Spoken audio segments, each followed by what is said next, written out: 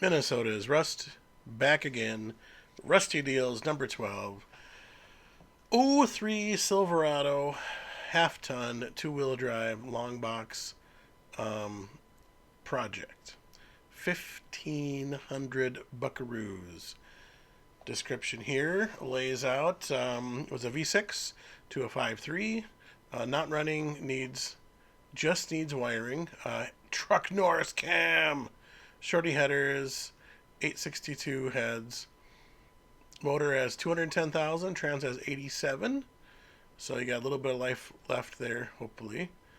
You get a white hood, lost motivation, don't have time to finish, 1,500. So there is your good idea looking at what shape this is in right now. When I see a project like this, I almost wish you could go back to the owner and say, leave it exactly how it is, drive it, save money for what you want to do. '03 to '06 Silverados aren't crazy expensive. This one, as you saw the description, it says not rust free. So you can see rot in the bottom of the door, the quarters, the rockers. Yeah. It looks nice from a ways away, but I'm sure it's crusty underneath. Of course, you get a roll pan in the back. Love them or hate them. I am not a fan of the roll pan, but it is what it is. Yeah, I wish you could go back and tell someone just to leave it, drive it. I know these 4.3 V6s are a decent motor. They run and drive nice. You see the rear quarter version of the truck there. The bed is all full of stuff, maybe related to the truck, maybe not, but maybe they throw that in for free too. I don't know.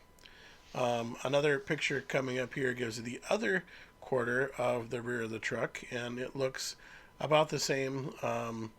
I don't know if that's the core support sitting there in the front. It sure looks like it is, where your radiator, AC condenser, all that stuff goes. At least on these models, they unbolt pretty easily, which means they bolt back on pretty easily too. But this, as you can see, has just been sitting there next to the garage, where this truck has been languishing for a while. Not super sure why they'd be tearing the interior apart. I know back in the day, some of the tacks, you had to switch between a 4-cylinder or had a 6 or had an 8.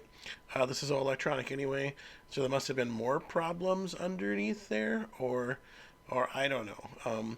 Looks like they're using a stock CPU, so I'm not really sure what that's stuck apart. There's a picture of your engine. There are those shorty headers. So, I mean, the stock manifolds on these flow pretty well. I'm not sure why you spend money on those, but there you go. So is that worth it for 1,500? I don't know.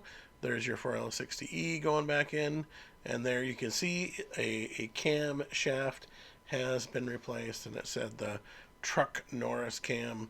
So if it rans, what? If it ran, it probably had a nice little chippity chop, but who knows? This looks like a bunch of mismatched parts, kinda, sorta, but maybe it's something for you.